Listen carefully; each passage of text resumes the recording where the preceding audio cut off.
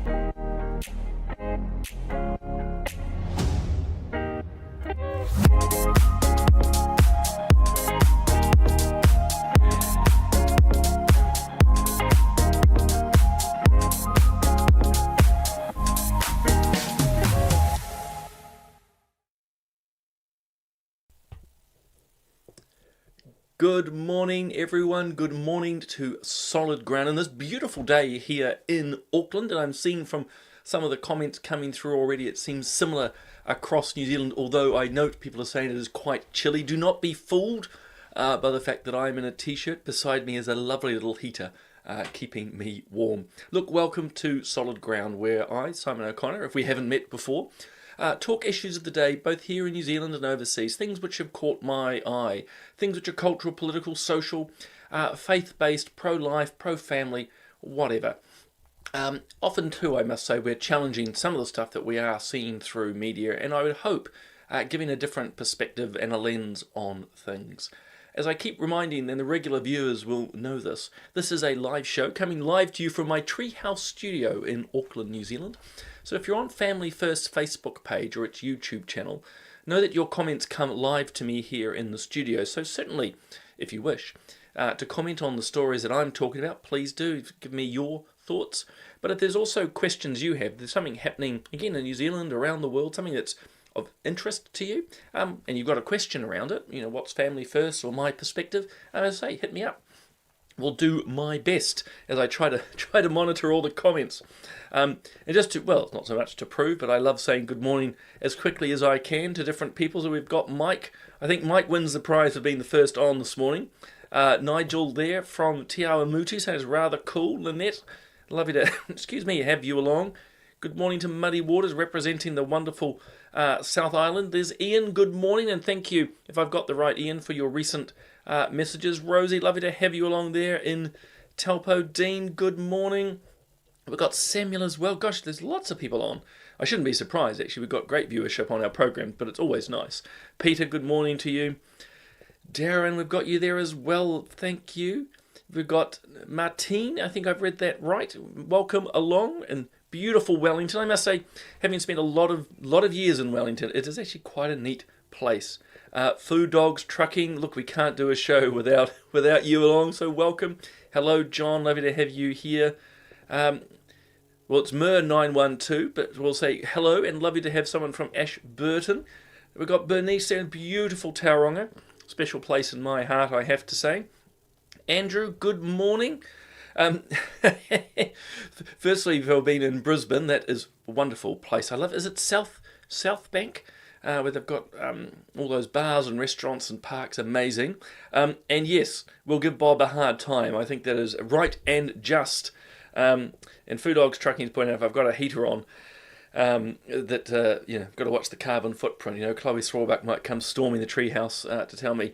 And look, question from Rosie: Do I think Te Pāti Māori or the Māori Party will make it to the election without any more members leaving? Well, let me answer that in 2 points, and actually we'll pick up a little bit more of that tonight on political playback as well. Just a reminder to people at 5 o'clock, Bob and I are talking politics for about an hour, mainly New Zealand politics, and there's once again no shortage. But to Rosie's question, I think you will see more members of Te Pāti Māori leave. It sounds to me like Orini Kaipara. So she was the former reporter who then went and joined the Māori Party and stood for the by-election in, here in Auckland, so in the Tamaki Makaurau seat of Auckland, the Māori seats, and she won. I remember she beat Penny Hanare from Labour. Long and short, I think we will see more defect. I don't think it'll be a full-scale defection. I see some reports actually that Honi Harawira will come back and join the Māori Party. So I think it's important to note that while there's a massive split developing, it's not a complete destruction of the Māori Party. There are people who are still loyal to it, and if you've got people like Honi Harawira in the scene, it means you've still got some big hitters around. But as I've said before, and I think we might have talked about this on Straight Talk, at the end of the day, the Māori Party is based on revolutionary ideas and on tribalism. So it's just always going to fracture. And my prediction is they'll still get a couple of seats at the election. I'd say their leaders of the party will get their seats back. I mean, nothing's a given. But that's my suspicion. That's my suspicion. So anyway, and good morning again to all the others that are coming through. It's lovely to have you here. Hey, look, a reminder that tomorrow, it'll be about 4 o'clock New Zealand time. There's going to be the decision around Sal Grover's case. So again, she is the Australian woman standing up for women's rights. That women are women, and men who think they're women are still men. And look, Australia's law is really strange, as I've mentioned probably too many times. It was the female Prime Minister, Julia Gillard, who took the Sex Discrimination Act and removed sex from it and inserted gender identity. And so that's what men, like that guy in the picture there without the sunglasses, not that I need to tell you which one's a man and which is a woman, are using to say, well, they should be allowed to burst into these spaces and abuse anyone who says they shouldn't. So big decision. Let's hope it goes in Sal's favour, but just a reminder to people on that. So we'll be tuning in here at Family First. Changing topics to something which is not so pleasant. This is from AUT's student magazine, supposedly poetry. Personally, and excuse my language, it's 7:38 in the morning, but it's just utter crap. And you don't have to read it all. We've just highlighted a couple of parts here. Obviously, the guy who's the poet in the bottom right is trying to manifest himself as the devil, which tells you all you need to know.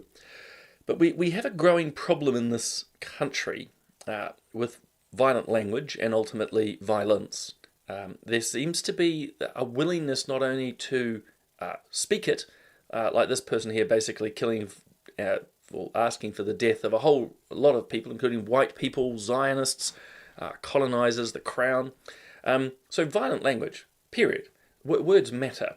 But secondly, we seem to have a whole class of people who just dismiss all of this as just symbolic language. Now, that doesn't mean I think he's necessarily, I mean, I don't know him from a bar of soap. It doesn't seem like a particularly pleasant person anyway. I don't think he's literally going to go out and start killing people. But we do know there are people in society who say these things and do. And we know that there are also people who pick up on these messages and try to follow them through. We just need to look at America at the moment, where, it's particularly actually around Donald Trump and the Republicans, but mainly Donald Trump. There's a lot of people out there saying, kill him, get rid of him, he's this, he's that. And people have tried and continue to try. And so, really, I just think New Zealanders need to take this stuff a bit more seriously. One is not to entertain it. We shouldn't be publishing anyone who's running around saying death to. And the same is what we're getting with the pro-Hamas and the pro-Islamic crowd who run around talking about their jihads and intifada. We know exactly what these words mean, just like the words in this poetry when they say death to white people or death to the colonizers. In some ways, it is unambiguous. They mean what they say. And yet people go through all these enormous hurdles, sort of acrobatics, if you like, to say, oh, no, it doesn't really mean, intifada doesn't really mean a violent uprising. It means whatever they want to make it. Oh, a jihad doesn't mean sort of a violent religious struggle. It's like a struggle with your mental health or something. I mean, it's absolute nonsense. And so we just got to start calling it out. And you're going to see Family First doing this more and more, and certainly myself and Bob. But I mean, words matter. That's where I really want to return to. Words matter. And when people are saying they want jihad or intifada or death to something, we shouldn't be tolerating it. And just quickly too, because someone said, oh, what about free speech? I don't think it is free speech to threaten to kill people or to intimidate. That is a very simple line that gets crossed. Screaming fire in a cinema is not an act of free speech. And so this poet, I sort of ummed and ahed about whether to share it, because I think it's pretty obnoxious, but also gives the idiot oxygen. By the way, he's no poet. I think Annie O'Brien, someone I know, a political commentator, notes that just because someone puts things in capitals and spaces them out unusually doesn't make it poetry. Basically just the rantings of a sick mind wanting to kill people. And AUT's magazine has tolerated it. So, I probably belaboured that far too long. Dean notes that he probably didn't get his free lunch. No, that's probably true. I wonder when the media will return to that. Food Dogs Trucking says where's it jumped to? Looks like he's been chasing park buses. That's quite true. And I think Lisa nails something here as well. Some people will take it literally. And I think, particularly in this space, the whole kill the white, kill the colonizer, kill the crowd. I think, unfortunately, as we are radicalising a group of often young men, but not exclusively, and the Māori Party have been doing this as well with their violent rhetoric and their violent imagery, someone will actually take it literally, as Lisa's saying, and then we'll go, oh, I wonder how that happened.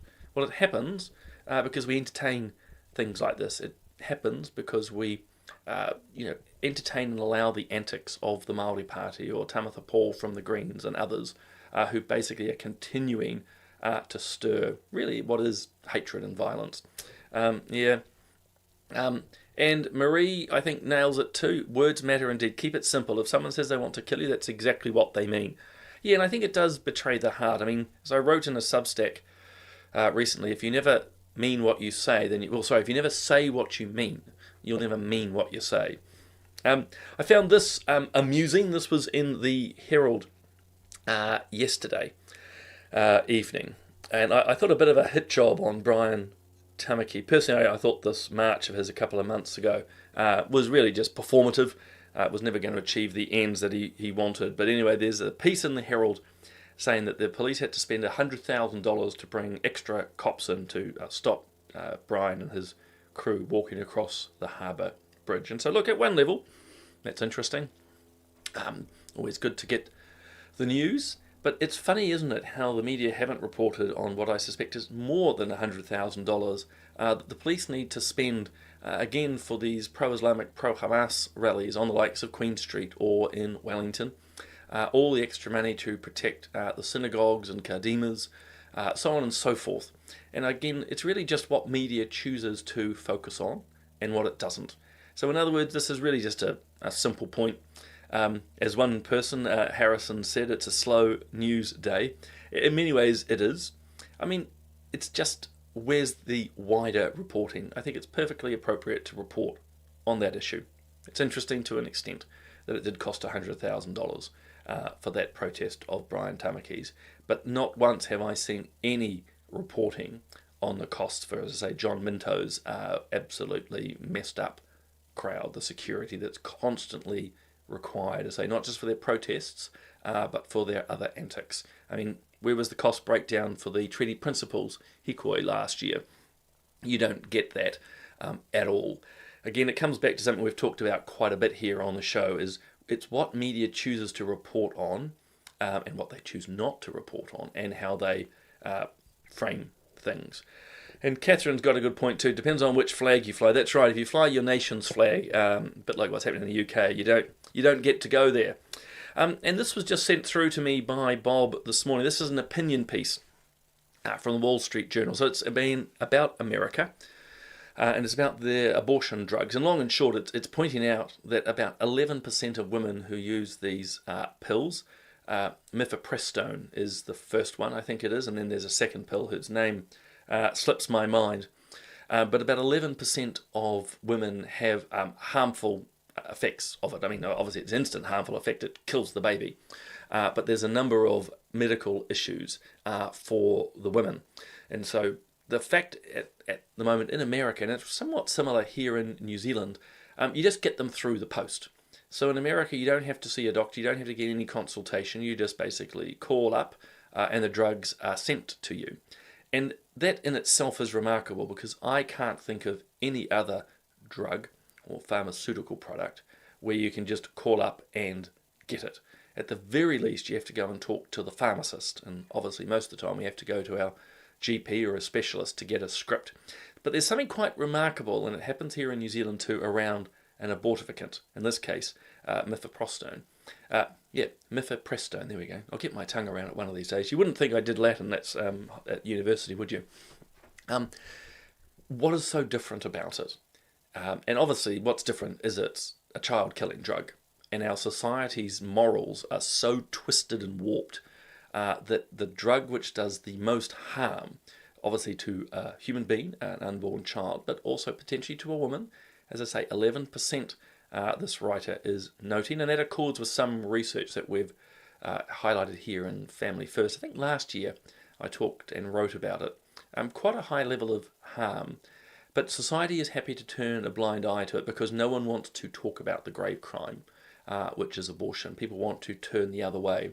And the thing is, when you accept absurdities, in this case that you're all for human rights, but it's okay to kill unborn humans, unborn babies, that absurdity has to get more and more absurd to be defended. Once you accept an absurd or a false premise, you need to add more falsities to it. And that's exactly the case. In America, here in New Zealand, where you can just, I'm not even going to mention the numbers you can call, but you can just call up and just get it without question. Again, absurdities built on absurdities and lies built on lies. So I think it's extremely sad, as I say, not only that it's killing unborn children, but it's also harming women. So good on the Wall Street Journal for actually highlighting that, publishing that piece. As Shaz is saying, family planning just hands them out easy. Oh, absolutely. Again, they are so committed to the falsity of abortion, the cruelty of abortion, that they just have to keep feeding the lies, and it just gets more and more extreme. In fact, you see it similarly with social media. It's the more absurd voices which get heard, so people go crazier and crazier, a bit like that poet, supposedly, from AUT. You've got to get more extreme, and I think that's the saddest thing that we're seeing too with abortion drugs and abortion in general. Once it's accepted, as it generally is in society, it just has to get more and more extreme. So very, very sad, I have to say. Yeah. Child sacrifice, Andrew is noting. Yeah, I mean, in some ways we've seen all of this before. I mean, there's nothing new. I don't know about you guys. There's nothing new in society in many ways. We just repeat behaviours of the past, but in different ways. Want to switch to Australia, then the UK. I know Bob's talked about this, but a couple of political earthquakes, and I've written actually my latest Substack around this, so you'll know or probably know that One Nation, or Pauline Hanson, was always seen on the fringe of politics for many years. So I'm just going to take a swig of coffee because I'm losing my voice. There we go.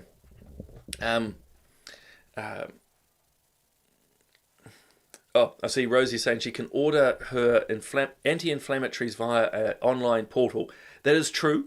I can also go onto my doctor's portal, but they're still overseeing it. And usually you have had to have been seen by a GP who will prescribe you whatever it is. But going onto the portal, I certainly know when I go to get various pharmaceuticals, fortunately, of which I don't need many, so I'll just put Rosie's comment up.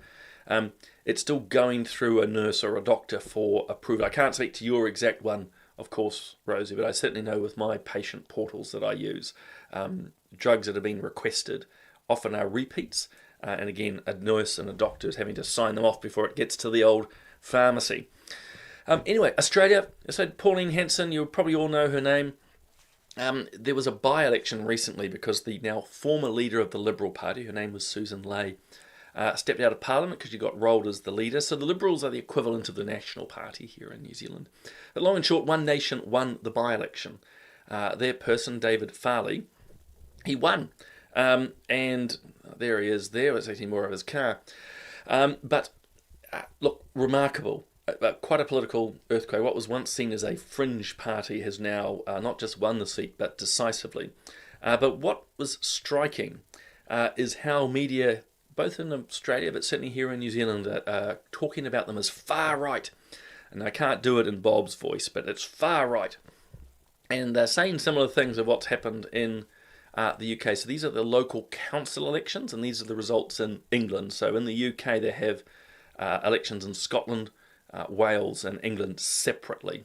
But what you can see there is on my left, I suppose it's your left, maybe it's coming to your right, the Reform Party, that's Nigel Farage, again to the right, a bit like One Nation, has surged from having 2 seats to something like 1,450. I mean, massive, huge haul, and now they're the biggest party. So massive earthquake going on there in terms of politics. But what is so striking, I'll put this one out here because this is my Substack and I've written about it, is all the pundits and commentators running to talk about this as the far right. We really need to reject that label. It's really just trying to smear groups they don't like. So One Nation in Australia, Nigel Farage in the UK, or Rupert Lowe with his Reform. Even Winston Peters here is often accused of that. I mean, often we get called far right here. It's an absolutely absurd label, and it's just designed to smear. And so I'm pointing out in the latest Substack, and obviously talking with you here this morning, is don't buy a bar of it. So according to these commentators, Foodog Trucking saying it's left on the screen, that is good. I'm always wondering whether what you see is mirrored to what I'm seeing here. Far right, according to them, is people who believe in free speech, who think our Western culture is good and has values that we want to defend. It believes that a mum and dad raising children is a really positive thing. The far right is supposedly people who can identify what a woman is, who might be a little bit sceptical around some of the claims on the climate and so forth. That's what they mean by far right. And so it's a smear. It's totally inaccurate. And as I point out, when they use these terms, it's the same as these guys running around calling things genocidal and fascist every 5 seconds. The words lose meaning as they try to expand the meaning to include basically anyone they don't like. So most of this is coming from progressives and Marxists and the like, hence the media.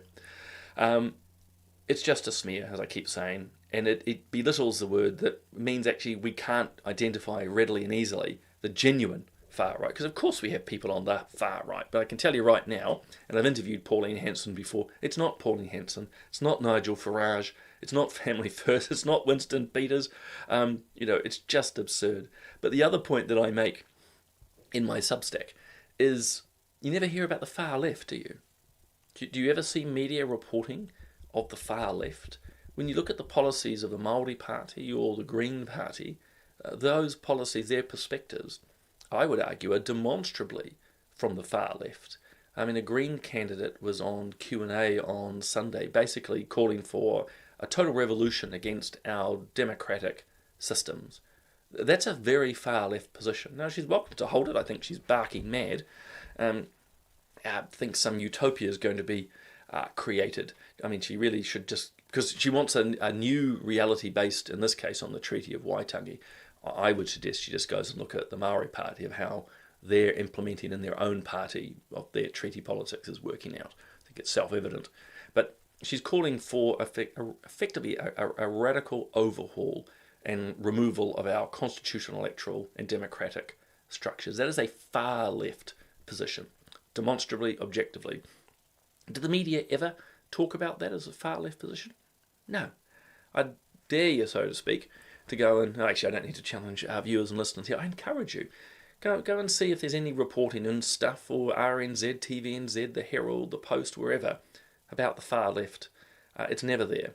All these Antifa protests overseas, where black-clad, masked people, often young ones, running about the streets beating people up, do they ever get referenced as far left?